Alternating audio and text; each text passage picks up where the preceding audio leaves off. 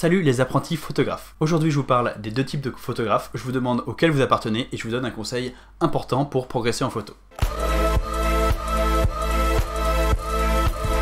Parmi les photographes, il y a en gros deux camps. Je dis ça, c'est vraiment très schématique. Certains photographes sont des photographes que j'appelle des photographes loisirs ou des photographes techniciens. Ce sont des photographes qui cherchent à maîtriser leur matériel pour faire de bonnes photos. L'idée c'est de faire des belles images du monde qui les entoure, que ce soit des photos de leur famille ou des très belles photos de paysages quand ils vont en balade, en vacances, bref, ramener des souvenirs, documenter leur vie et avoir des photos de bonne qualité comparées aux photos toutes pourries de Monsieur Tout-le-Monde qui sont floues et mal cadrées. Ça, ce sont les photographes loisirs ou les photographes techniciens. Le deuxième type de photographes sont les photographes que j'appelle les photographes artistes. Ce sont des photographes qui voient vraiment la photo comme un médium, un moyen pour créer, pour faire de l'art, pour s'exprimer d'une manière ou d'une autre. Ce sont vraiment des photographes qui cherchent à mettre beaucoup d'eux-mêmes dans les photos, qui pensent beaucoup leurs photos pour raconter des histoires. C'est des photographes pour qui je dirais la photo n'est pas une fin en soi, mais plutôt un moyen. Et ces photographes, je les appelle les photographes artistes. Deux choses à savoir. La première chose, c'est que évidemment, on n'est pas forcément tout l'un ou tout l'autre. Ce qui est plus probable, c'est qu'on soit un mélange des deux, mais on est sans doute un peu plus d'un côté ou un peu plus de l'autre. Et la deuxième chose, c'est que je ne mets aucune relation d'ordre entre les deux. Les deux sont très bien, il n'y en a pas un qui est mieux que l'autre. Enfin, c'est pas la classe d'être un artiste, c'est pas la classe d'être un technicien. On s'en fout, vous pouvez être l'un ou l'autre, et c'est très bien dans les deux cas. Et comment ça peut vous aider, vous, photographe débutant ou amateur confirmé, à progresser en photo? Et bien, il faut savoir aussi que comme il y a deux types de photographes, il y a aussi deux manières d'apprendre la photo qui vont avec. On peut apprendre la technique pour faire de bonnes photos. Il y a les techniques basiques, donc ISO, ouverture, vitesse, tout ça c'est vraiment la base à maîtriser. Mais on peut aller beaucoup plus loin dans la maîtrise technique en commençant à étudier la lumière, les différents types d'éclairage, le studio, la théorie des couleurs, l'art de la composition, bref, il y a vraiment plein de choses qu'on peut apprendre, et l'apprentissage technique, même si la technique de base pour faire quelques bonnes photos, elle est vraiment très très facile à avoir, l'apprentissage technique, il a aucune limite, et il est extrêmement complet, il est infini. On peut apprendre des trucs techniques sur la photo tous les jours pendant le reste de sa vie. Ça, c'est vraiment quelque chose qui est possible. Et puis, il y a aussi l'apprentissage en tant que médium artistique. On va apprendre à comment mettre de soi-même dans son travail, on va apprendre comment raconter ses histoires à travers ses photos, on va apprendre à utiliser la photo pour montrer ou faire ressentir des émotions, on va essayer de réfléchir son travail pour aller plus loin que l'évident, pour ne pas faire que montrer, mais plutôt raconter. Tout ça, c'est plus du tout un apprentissage technique, c'est un apprentissage qui est extrêmement personnel et qui vient de sources extrêmement variées. C'est un apprentissage qui se nourrit de nos rencontres, de notre culture, de notre vécu, de notre pratique, et bien sûr de notre maturité. Attention, vous avez bien noté que j'ai dit maturité et pas âge. Je vous vois venir les vieux cons. Bisous, cœur avec un HDR. Quand on est un photographe loisir ou un photographe technicien, on va apprendre avec la première manière d'apprendre. On va apprendre la technique, on va vraiment toujours vouloir plus développer ses connaissances pour pouvoir faire des meilleures photos, des photos qui sont plus nettes, des photos qui sont plus réussies dans des conditions plus difficiles, bref, pour faire des photos réussies tout simplement. Donc en gros, il va suffire d'apprendre la technique. Il y a des gens qui sont capables de faire des photos dans des situations dans lesquelles je suis incapable, tout simplement parce qu'ils maîtrisent bien mieux la technique que moi. Donc il n'y a pas du tout de mépris de la technique dans ce que je dis.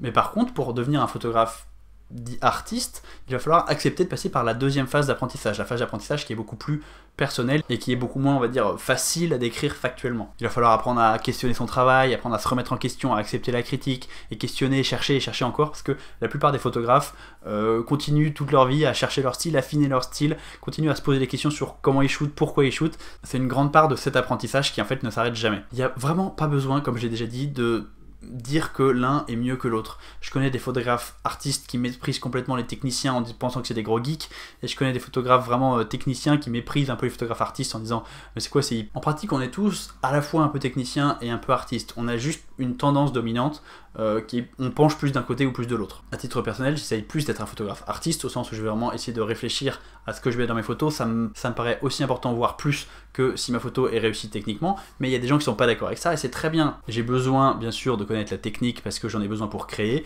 mais on va dire que au niveau technique, j'ai une connaissance basique. Je suis pas un grand fan des techniques très très avancées, et j'ai pas le dernier appareil photo dernier cri, et je suis pas un fondu de Photoshop, parce que j'utilise juste ce dont j'ai besoin en technique et je vais pas plus loin. Il y a d'autres gens qui vont kiffer vraiment avoir des photos hyper nettes, vraiment très très sharp, avoir du matos dernier cri, parler pendant des heures de leur matos parce qu'ils aiment bien ça, et il n'y a pas de mal à être un peu geek, franchement pourquoi pas hein. Est-ce que vous vous rappelez de ma vidéo sur les photographes que je déteste? Un des commentaires que j'avais le plus eu, c'est oui mais si j'ai envie moi de faire des photos de ci ou de ça parce que ça m'amuse, et ben je fais ce que je veux. Alors déjà évidemment personne vous empêche de faire les photos que vous voulez. Mais je voulais revenir sur une idée que j'avais peut-être pas bien développée dans la vidéo. Sur cette chaîne de manière globale, je m'adresse aux gens qui cherchent à faire de la photo comme des photographes artistes. Peut-être que j'aurais dû appeler cette chaîne Apprenti Artiste. Ouais, mais ça aurait été un peu con, non?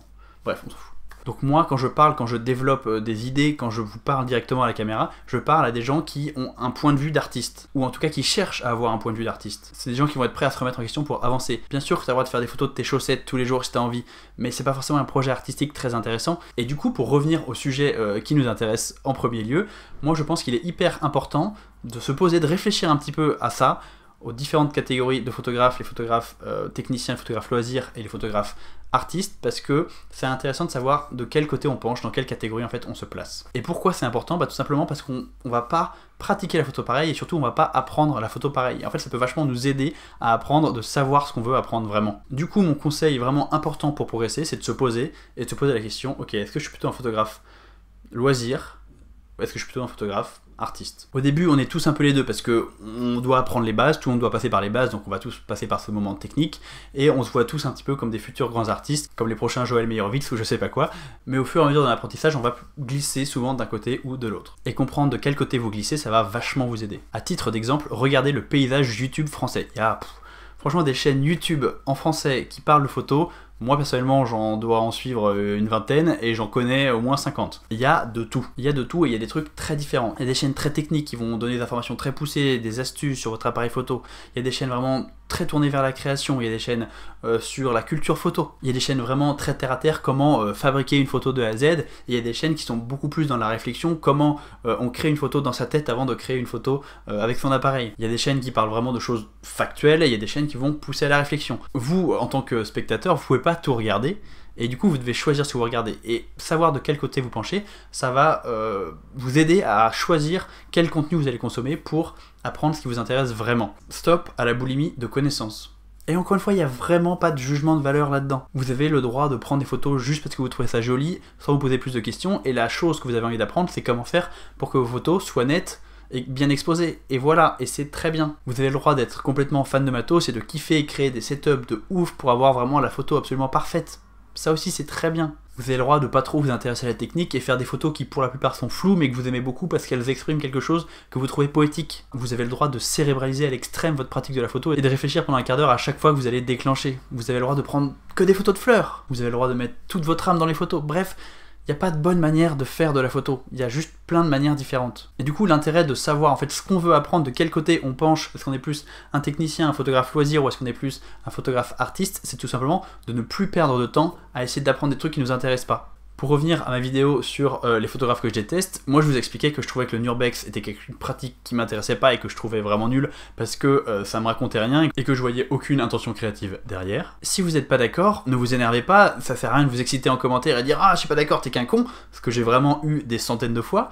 Peut-être posez-vous la question, ok si moi je cherche à faire des photos juste parce que je les trouve jolies et que j'ai pas vraiment l'intention de réfléchir pendant des heures à ce que je vais prendre en photo et pourquoi, bah peut-être que je suis pas sur la bonne chaîne et peut-être que tout simplement je devrais plus regarder des chaînes qui sont très sur la technique pour apprendre à faire des photos techniques mais que je suis moins dans la cérébralisation de la photo parce que ça m'intéresse pas de surcérébraliser une pratique où je dois juste me faire plaisir. Et y a pas de mal à ça, mais ne perdez pas de temps avec des débats stériles. Ce que je veux vous dire c'est que en gros il y a un moment où en photo le débat il devient inutile, il faut se rendre compte que si on débat avec quelqu'un qui a une vision de la photo radicalement opposée, et bah peut-être qu'on n'est pas réconciliable, pas au sens où on est fâché, mais au sens où en fait on fait presque pas la même pratique, on pratique pas le même loisir. Il y a des gens vraiment pour qui la photo ça les prend aux tripes, et c'est plus du loisir, c'est important, vital. Et il y a des gens pour qui la photo c'est faire des photos de son petit-fils qui court dans le jardin, et c'est tout, et c'est très bien, et on a beaucoup de plaisir à faire des photos de notre petit-fils qui court dans le jardin.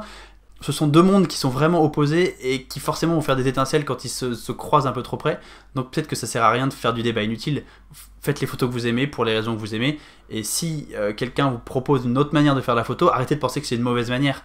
C'est une manière qui est différente tout simplement. Et du coup moi quand sur cette chaîne je vous propose des contenus où je vous fais vraiment réfléchir, j'essaie de vous pousser un peu dans vos retranchements pour vous interroger sur pourquoi vous faites de la photo, pourquoi vous faites ci, pourquoi vous faites ça. Si vous n'êtes pas du tout d'accord de manière répétée avec ce que je raconte sur cette chaîne, posez-vous la question, est-ce que vous regardez la bonne chaîne? Est-ce que c'est intéressant de débattre pour le plaisir ou est-ce que tout simplement Paul Napo a une autre manière de voir la photo que moi et c'est pas la même et du coup ça sert à rien de décider de qui a raison quoi. Sur cette chaîne j'essaye d'être assez généraliste mais globalement je vous pousse toujours à la réflexion, je vous pousse toujours vers le côté devenez des photographes artistes parce que c'est comme ça que moi je m'épanouis.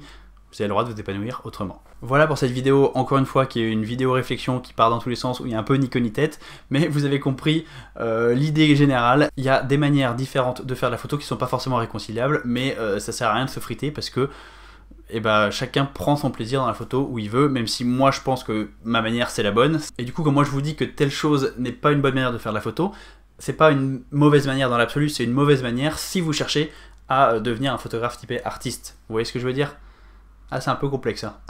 Bon, j'espère que vous avez compris quelque chose à cette vidéo, j'espère qu'elle vous a plu. N'hésitez pas à vous abonner à la chaîne, à me laisser un petit pouce bleu à la vidéo parce que ça fait toujours plaisir. Ça montre que vous êtes allé jusqu'au bout de la vidéo et que ça vous a plu. Vous pouvez bien évidemment me suivre sur Instagram, c'est là que vous voyez les nouvelles récentes, mon travail photographique si ça vous intéresse. Si vous voulez progresser en photo, que vous soyez débutant ou un petit peu moins débutant, j'ai créé un guide qui s'appelle Devenez un meilleur photographe en 12 semaines. C'est un guide de 40 pages avec 12 exercices créatifs et vous pouvez le télécharger complètement gratuitement juste en me laissant votre adresse mail, en cliquant sur le lien dans la description.